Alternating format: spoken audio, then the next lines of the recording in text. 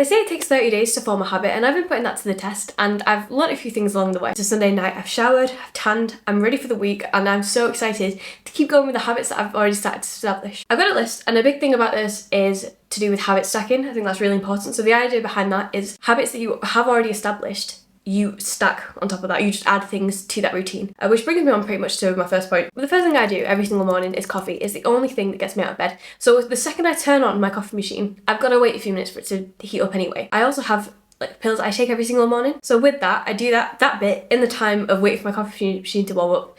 And on top of that, I've now added in taking some vitamins and also having a whole glass of water in the morning in that process, rather than I literally would turn the machine on, take the pill I was supposed to take and have a tiny sip of water. What are you doing? Just have a glass. I do that now, as well as taking some vitamins, and that's like a nice, without even thinking, that's already me like 300 mils down in water and giving my body the vitamins it needs. While we're on the topic of the morning, how are we feeling about phones in the morning? I've tried it before. In fact, the one day I tried to do the thing where you don't go on your phone. I didn't go on my phone until 11 a.m. in the end. Didn't do anything, didn't look outside. I was on my laptop working. It was snowing. The most beautiful heavy snow I've seen in ages. And I missed it because I wasn't on my phone. And I know you like, why didn't you look out the window? But I didn't think to look out the window because I didn't think it was going to be snowing. So yeah, I've tried the phone thing, but also my whole job is online. I do find it overwhelming getting all the notifications in the morning and like finding all the work related things. However, I also do think kind of like just if I don't look at that, in the back of my mind is, oh my god, I wonder what people have said. I wonder what, so I think it does help to kind of get that out of the way for me. Along with the glass of water thing, have a glass of water, or this can be like cordial or whatever format water, whatever way you're actually going to drink it, have it with every single meal. Like, I know it doesn't sound like a lot, and maybe you kind of do that anyway, but if you are doing that and you're struggling with your water intake, maybe boost it to like 500 mils. For reference, 500 mils of water is, you know when you have those pasta sauces, like the Dolmio jars?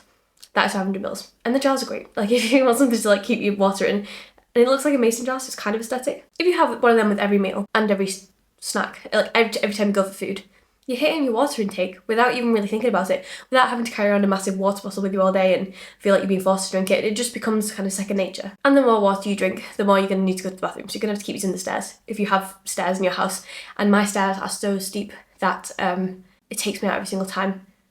I'm quite a fit person, to be honest, and I can run, I can do all these things, but the second I go up them stairs, wow, it's like climbing a mountain. Speaking of moving around, walk everywhere. Every opportunity you have to walk. And I'm kind of lucky in this scenario because I don't have a car and I live kind of in the middle of nowhere, so wherever I need to go, I do end up walking. Like, there's not a lot here, but the things you need, like the shops and the post office and everything like that, is all like walking distance. And I meet with my sister to go for walks. I go for walks, listen to music. I love that kind of thing. And the fact there's kind of nothing around here means that there's kind of nice routes, scenic routes. So I do try and do that as much as humanly possible. And I have a step goal in mind, but I put it a little bit lower so that when I hit it, I'm like, oh, yeah, hit it. I'll do a bit more now. So it's really stupid, but that works for me. And if you absolutely hate walking, like, aside from the fact you'll probably have to do it in your day-to-day life, to find something that you enjoy. This is the thing, this is a habit in terms of like, find some form of movement that you genuinely enjoy that fits quite naturally into your day. Like, it doesn't have to, I'm not saying if you love dancing, I'm not saying that naturally you will have like an hour dance session. Maybe you do. To be fair, when I'm making my dinner at night, that is like an extra boost of cardio because I'm moving around the kitchen so much, and like I've got music on and the lights are on and the pink and everything. It's all very pretty. But that is like an extra boost on my steps and stuff like that. So I always keep that in mind. But yeah, find things that you really genuinely enjoy that don't feel forced, don't feel like exercise, just feel like movement that you like. And there are so many options out there. If you hate running, don't run. Why are you running? If you hate running, don't do it. But I also get that, I'm guilty of that, because I just think everyone looks so cool. And I do like running, but I like running either interval running or short distance running. Slow, short distance running. I'm not going to be doing marathons anytime soon. And I've tried to get into it, but I hate it, so I don't do it. I really like interval running, that's my favourite, because you get to like switch it up a bit, because I get really bored doing the same thing all the time, and you get to listen to good songs and like a song of running, song of walking, and it's just all so pleasant. And you get outside, you get in the sunlight, so it's all good. And when you found this exercise thing that you like, I'm going to use running as an example. You need to have a really good pre-run routine and set these like habits to do with that. So the second you start that very first task in that routine, you've already started the run, basically. So for example, for me, there's like certain like steps. So I usually go in the morning. So I go upstairs, I'll brush my teeth, and the second I start brushing my teeth, like when I'm gonna go for a run. Obviously, every day doesn't mean I'm about to go for a run, but the second I start brushing my teeth and it's like, I'm like, okay, so like the run has started, and I put my SPF on, I do my hair, I get my like active wear on, put my hat on, put my headphones on, grab a chewy and head out the door, and I'm like, literally, it's like a catalyst. Like the second that first step is done, I'm like, yeah, I've already started now, there's no going back. I even had it the other day where I stepped outside and my watch was on 7% and I was like, it's not gonna last this. So I went inside, plugged it in for about 10 minutes and I just kind of stood like frozen. I was like, well, I don't know what to do now because this doesn't normally happen in my routine. So I was just kind of like, and then I went and had a really good run. So we're going to talk a little bit more about food now. So firstly, whatever way your meals fall for you is the way you should be eating. If 3 big meals a day doesn't suit you, don't do it that way. Loads of little, like 5 smaller meals fits better for you, do it that way. For me personally, I like a good breakfast, usually around like brunch time, a good brunch, and a really good dinner, and then snacks after dinner.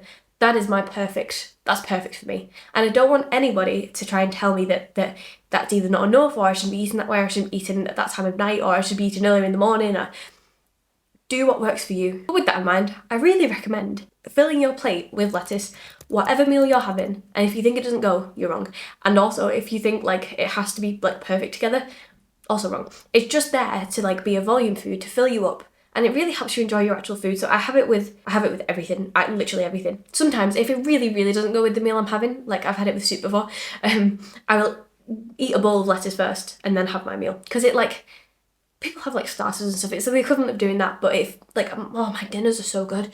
Like my dinner will be like a nice big bowl and it'll be like pasta and it's all been weighed out and it's all like the perfect amount with some sort of like garlic bread or something like that. And then like the rest of half of the plate is lettuce and I look like I'm having a massive bowl of food, and it feels that way because I've got quite a lot to eat, but it's perfect. And by having the lettuce first, it lets you like truly enjoy the good part of your food without feeling like hungry and like just eating for this like sake of eating because you to fill your stomach, because you've already done that with the lettuce. So I'm not saying I'm a genius, but I think I might be. And you can season your lettuce, by the way. You don't just have to have lettuce as it is. Salt, pepper, mixed herbs. You can add a little bit of garlic. Do whatever you need to truly enjoy it, and just please try it. It goes really well with lasagna, like actually. And I've got other people into it. I've got friends into it, so like, just trust me. Try and get a routine in place, maybe on a Sunday night, where you plan your meals in advance. Saturday's usually good for me because I usually do a food shop on a Sunday, so like a Saturday, it has become part of my routine. Like I get on some like YouTubers that I like, that I find really inspiring, and I meal plan. And then I go and buy the stuff, and then I meal prep. Now meal prepping isn't for everyone. It kind of isn't for me. When I say meal prep, I hate leftovers.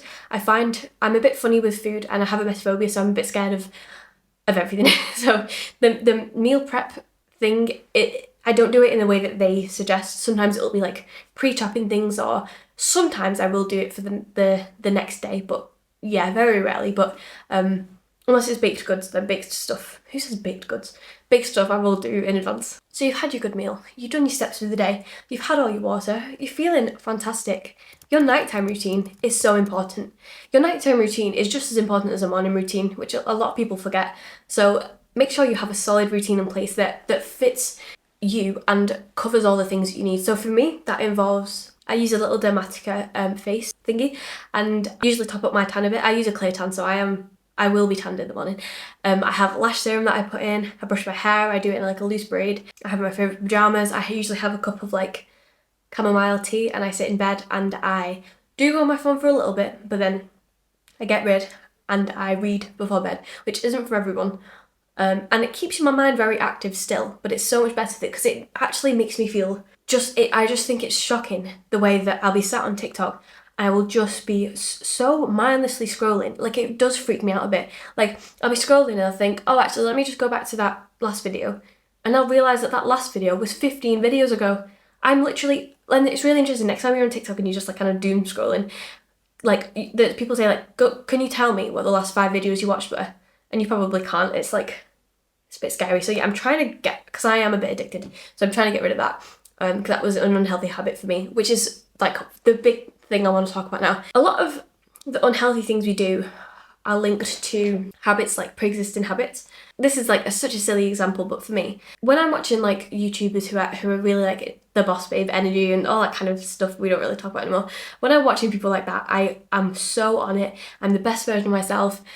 I'm like aspirational, I work really hard, I have a lot of things. However, my comfort is Dan and Phil. For my evening meal, every single time without fail, and usually every single morning, I also start with Dan and Phil. But I love them so much, and they are such a feeling of like home and comfort to me, and so special to me, that I end up kind of stuck just watching and comfy and cozy and happy and like in such a happy state. However, it's not a good place for me to be when I've got goals to reach, which is why I'm trying to limit my Dan and Phil watching to one video with my morning coffee and then as many videos as I want in the evening. It's difficult when you love something so much, but they are a healthy habit for me because I will just sit and watch them all day and get nothing done. So it's like finding things like that, like maybe like eating in front of the TV isn't good for you and like you aren't like mindful about the food that you're eating. Again, it's really just experimenting and trying to find the things that do trigger an unhealthy habit. But I hope this helped a little bit. It's taken me some time to try and get these things in place, but I do all of these things every day and I'm getting quite a good list, to be honest. And I kind of developed that slowly, and that's helped me to lose a really sustainable amount weekly. And there are obviously other factors in that, but like I get that it can be really overwhelming, and especially if I've just told you a bunch of things and you're like, right, I've got to start doing all of this now. You really don't. Take it slowly. Maybe there's a really good app called, like, I think it's literally called Habit, but it's like a habit tracker. They're really great. Just adding small little things. And remember about the habit stacking, a lot of these things can be added onto the things that you're already doing, so it really won't take much. But yeah, I hope this helped. If you have any like video requests or anything like that, please let me know, because I really want to talk about this stuff more and develop this. But yeah, I hope you have a wonderful week, wonderful evening, wonderful morning, wonderful day, whatever time it is, and I'll see you soon. Bye.